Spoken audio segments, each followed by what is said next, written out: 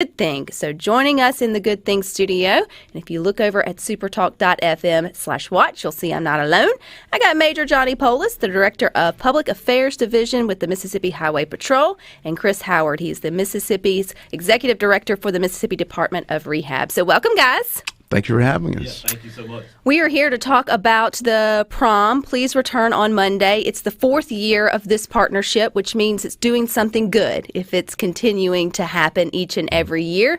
So who wants to set the stage for us? What is this partnership all about? Well, they're pointing to me, so I guess I'll start it off. But I tell you, it's really been a great partnership. It's between our agency and Highway Patrol, and the sole purpose is to keep our young adults safe. You know, I heard a stat one time that said, 1,000 kids are killed every year on prom night and graduation night. And having 2 kids myself and thinking about staying up till 1, 2 o'clock in the morning waiting for my kids to get home, I can't imagine what happens when when that officer comes to the door for those 1,000 families, across the country. So, that really touched my heart, and as we talked about this program, we thought it was a great fit for our agency and a great opportunity to partner with Highway Patrol to really get out there and talk to kids about making good decisions with the ultimate goal of trying to keep them safe, through one of the greatest nights of their lives, probably. And Major Poulos, often with the Highway Patrol, you guys do go through seasons that are more difficult than others, but this one has to be sensitive because it's specifically geared towards our young children, our high schoolers. So at the Highway Patrol, what do you guys start to do or think of whenever prom season starts to peek around the corner? Well, and Director Howard is absolutely correct in the things that we're involved in with knocking on doors, the negative things with crashes that we're involved in. This program has been so beneficial with students, and not only students, but parents across Mississippi, due to what we are doing and the nature of the message. And unfortunately, we do have a lot of teenagers that are being killed in car crashes. Mississippi consistently ranks either first, second, or third in the nation in teenage driving fatalities, and we have consistently ranked first, second, or third in the last 10 years. So when the staff of the Mississippi Department of Rehabilitation Services, we met, and this is their program that they presented to us, and we are extremely blessed and fortunate to be able to participate in getting this message out to the students across the state about important decisions on this very important night. Yeah, and one thing I want to add to your listeners may be out there thinking, why is the Department of Rehab involved? What we do is we look at, say, the full circle. Our part is, maybe if an individual, a young adult, has an accident, we hope they're never killed. Don't get me wrong. We pray that never happens. That's the ultimate sacrifice. Yeah. But from our standpoint, that individual could be left with a traumatic brain injury. They could be left with a spinal cord injury. They could end up having to have a prosthetic or end up in a wheelchair. Or because of a traumatic brain injury, they could end up blind. So, there are a lot of things that could happen, to an individual. From our standpoint, based on the people we serve, if someone doesn't take the time to say, I'm not going to drink and drive, I'm not going to text and drive, I'm going to wear my seatbelt when I'm out there. So, there's so many choices to be made that a split second could change your life forever.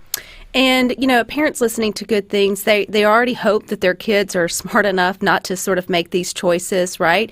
But we have to remind them, right, Major Poulos, because in the heat of the fun that is prom season or going to prom, you are in your pretty dress. You may not want to buckle up. It may be hard, and the frou-frou and the frill and all the things, or in the tuxedos. But how should parents slip that in? Because you don't want to be the Debbie Downer, too, that's always like, don't drink and drive. We want you to make you home. But then at the same time, maybe parents should be more like that. Right. And we tell the parents all the time when we're talking to their students that these students will be faced with the decision that's probably not going to be popular during prom with their friends. But we all know if the decision you make allows you to arrive home safely, it's the right decision. This is the same for parents. We all make decisions, and we have to talk to our teenagers about things that are probably not popular. But I can tell you from firsthand experience, when parents make a decision that allows their teen to come home safely, arrive safely, and to prevent that knock on the door from a law enforcement officer regarding a death notification, that is the right decision that parents make. Yeah, I always used to joke, my mom could have worked for the FBI. My mom was always, what time you leaving, who you going with, who you riding with, what time you're going to be home. And as parents, we've got to do that same thing. Like you said, we've got to have those hard conversations. We've got to say, text me when you get there. I know you're with your friends, but just kind of lean to the side and text me real quick and let me know you made it safely. Or, don't drink and drive, or put that phone down, or let your date call text me for if you need me. Yeah. That's why I used to tell my kids, no matter what time it is, call me and I'll come get you. So That's funny. right. My mama would wait up until whenever the time I was supposed to be home, and I would get that big hug and squeeze with the sniff, like. Yeah. And she wanted me to think that she was just excited that I made it home. I knew exactly what she was doing, but it did. It kept me out of a lot of trouble. And, my mother was one of those, or one of the greats, but I wouldn't put her in the cool category, at least not in high school, where some parents like to find themselves or think that they are being.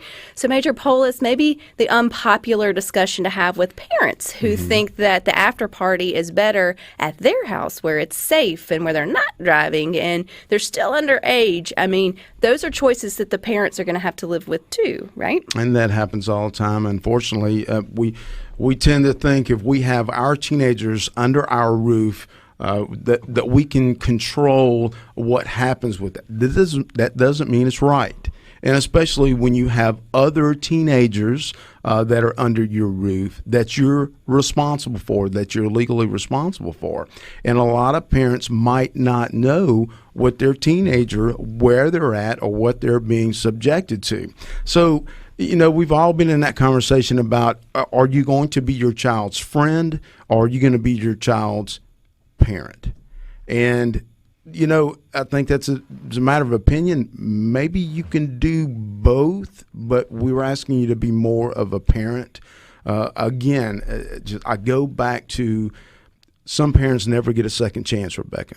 And when I say that, they don't get a second chance of being more involved in their children's life when it comes to their safety and driving a vehicle or riding in a vehicle because something tragic happened and we made that knock on the door. We said the same thing to students. If the students that are attending their second prom, let's think about this. If they're attending their senior prom, that means they've made good, responsible decisions to make it this far down the road to attend their senior prom.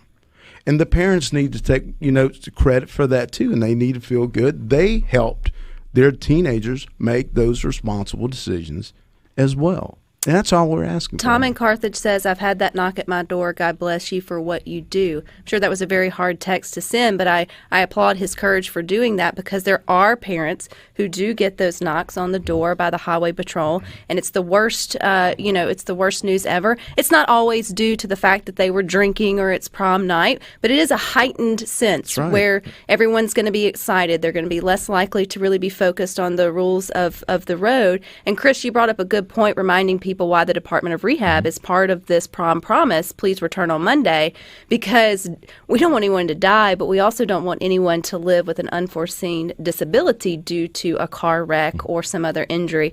You guys have to work with the parents after those type of accidents happen as well.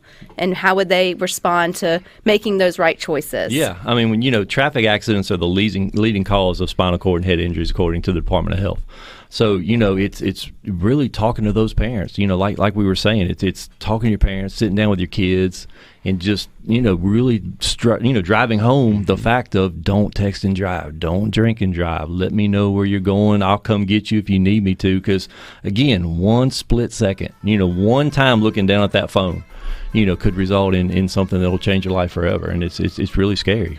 And I know because of COVID, you guys have kind of switched up how you have presented this information to students and parents. So we're going to talk about that and maybe dive back in the time machine to Chris's and Major Poulos' time at prom. Who knows what's coming up